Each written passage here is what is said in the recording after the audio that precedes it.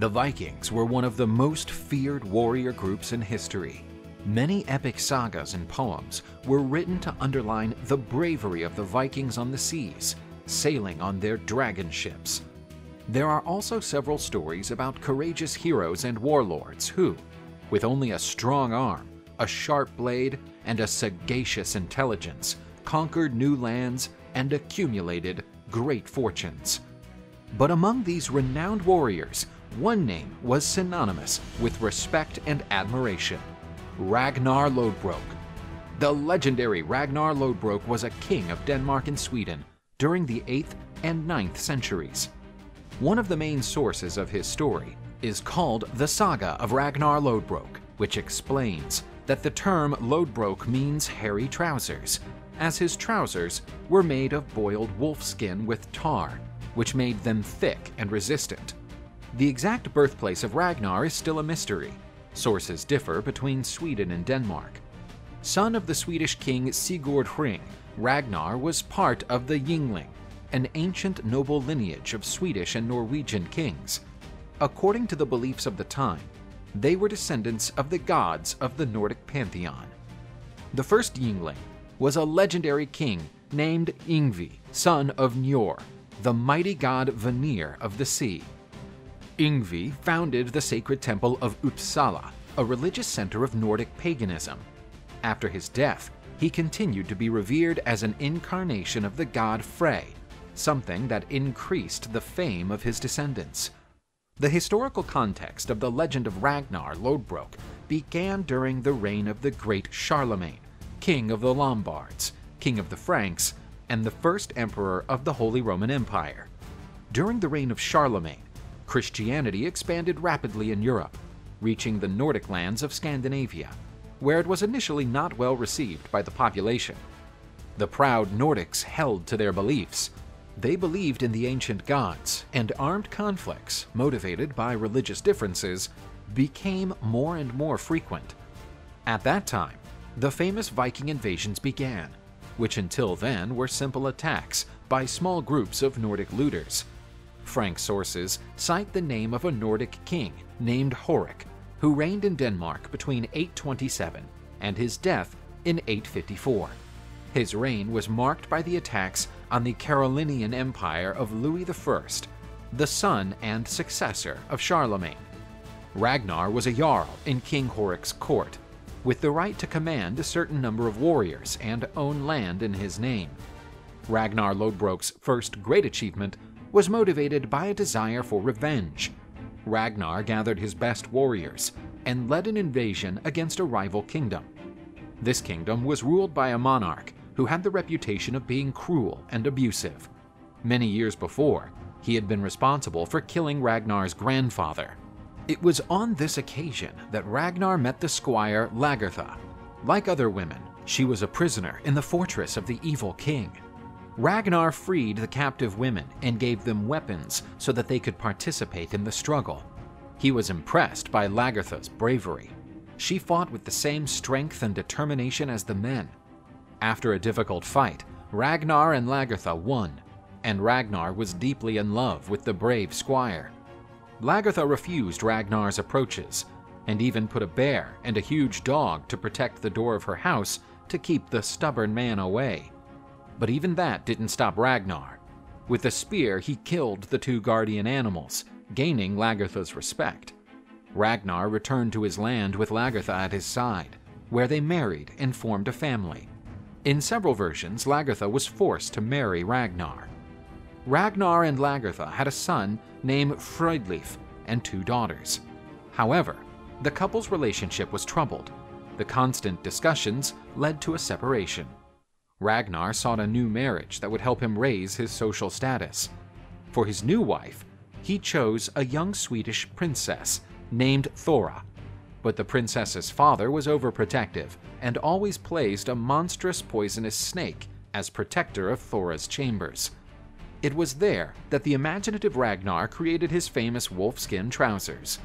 His tarred stitching was able to resist the attacks of the snake. Ragnar defeated the snake and won the right to marry THORA. He had two children with her. In some ancient writings, their names are EIRIK and AGNAR. At that time, Ragnar Lodbrok became the leader of several Viking invasions, spreading his name and amassing impressive victories. Several historical records state that in the year 845, a large fleet of Viking ships attacked and devastated many villages in the French kingdom, then attacking Paris. This event became known as the Siege of Paris. According to chronicles written by the Franks, it was led by a man named REGINHERI, a name that many historians consider to be the legendary Ragnar. Paris was surrounded, and after suffering many attacks, the city ended up defeated and looted by the Viking horde. Paris endured many Viking onslaughts over the years. One of the most famous was the Siege of 885, in which the famous Rollo, Duke of Normandy, participated. Despite everything, he had no parental relationship with Ragnar. In the first siege of Paris, Ragnar was a celebrity, known and respected among the Nordic people, but cursed and feared by his enemies. But fate would be cruel with Ragnar. His wife THORA died noticeably young, which left him devastated. Several years later, during one of his adventures, Ragnar met a beautiful young woman called ASLAUG, who initially presented herself as a simple peasant. But ASLAUG was the daughter of two great Nordic heroes, Siegfried, the famous warrior who slew the dragon Fafnir, and Brunhild, one of the Valkyries, daughters of the god Odin. Ragnar did not consider ASLAUG's privileged lineage strong enough. To test the woman's intelligence, he challenged her, where she would appear neither dressed nor naked, neither hungry nor satiated, and neither alone nor accompanied. ASLAUG appeared dressed in a fishing net, biting an onion, and accompanied by a dog. Impressed by that strike of genius and seeing in her a wise companion, Ragnar asked her to marry him. With ASLAUG, Ragnar had 5 children: BJÖRN Ironside, Hvitserk Whiteshirt, HALFDEN, Sigurd Snake in the Eye, and IVAR the Boneless. Even after 3 marriages, Ragnar could not resist other women. There are reports that he had relationships with several lovers, many of whom belonged to wealthy and influential families. One of these women, whose name is unknown, gave birth to another son, named UBBA RAGNARSSON.